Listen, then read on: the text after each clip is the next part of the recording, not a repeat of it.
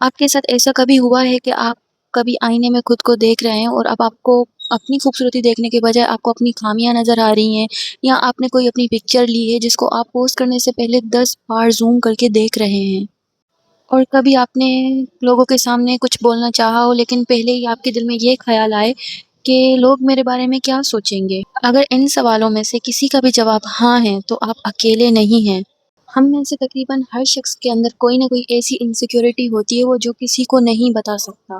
اور کیا پتا آپ کو میری یہ ویڈیو آپ کی زندگی کی کوئی نہ کوئی چھوٹی کہانی یاد دلا دے۔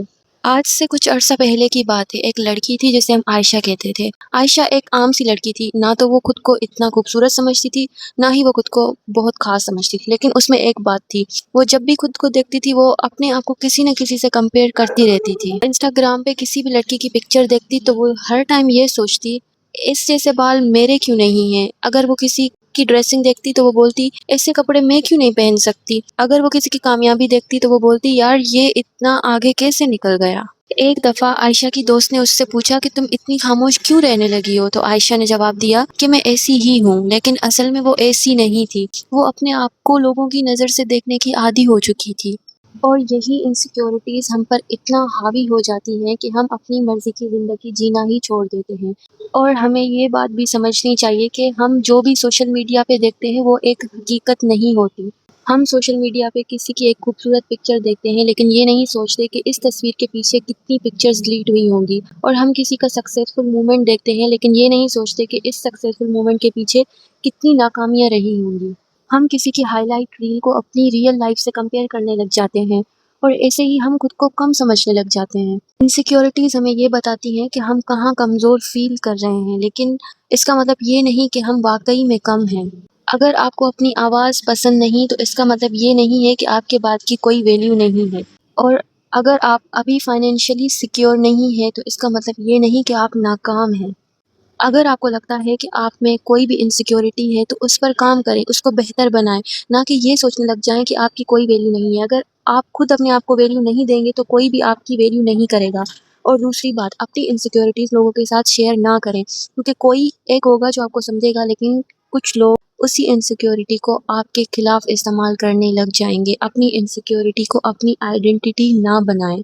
تو آج سے ہی اپنے آپ سے بات کرنے کا طریقہ بدلائیں اور خود کو ایک بار آئینے میں دیکھیں، لیکن اس بار اپنی خامیاں تلاش کرنے کے لیے نہیں، لیکن اپنے آپ کو یہ بولیں کہ میں پرفیکٹ تو نہیں ہوں لیکن میں کسی سے کم بھی نہیں ہوں۔